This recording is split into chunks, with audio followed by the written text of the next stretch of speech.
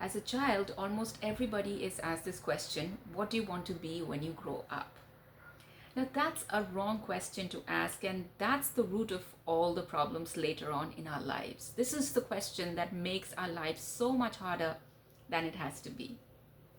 Allow me to explain. Hi, my name is Rai. I'm a former radio and television host, but out here, I'm your public speaking and communications coach. So, this question, people often ask all the kids, what do you want to be when you grow up? Or even as a student later on in life. It's a question that is almost impossible to answer. Because I was thinking about what the various professions in my family are. My father is a geologist, or was a geologist. But as a child, if somebody asked him this question, what do you want to be when you grow up? Would this ever be an answer? No. My mother took up Sanskrit as a subject for her master's. Is this something she would have answered as a child? One of my uncles became a superintendent of the postal department. As a child, would anybody have answered this? Another of my uncle, he became an X-ray technician. Would anybody answer that? One of my aunts became a clerk at a government office. She was a fabulous singer, so I don't see if she even sang for radio, but she would have never answered that. My grandma, my own grandma, she became the principal of a primary school.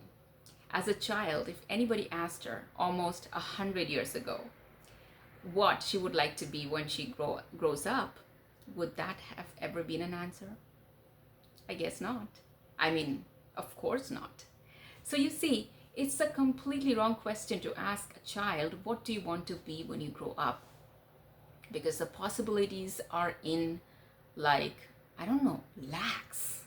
We limit the child to 2 or 3, and it eventually makes their lives very hard.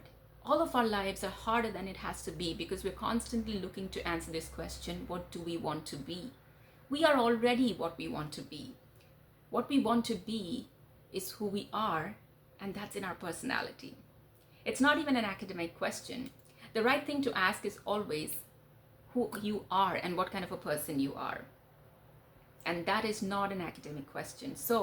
But it has academic consequences. So let's say you are a restless person who always likes to be on the go.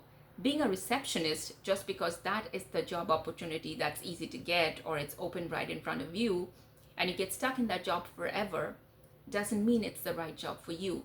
It makes your life harder and harder to sit there every day just because you're not cut out for it.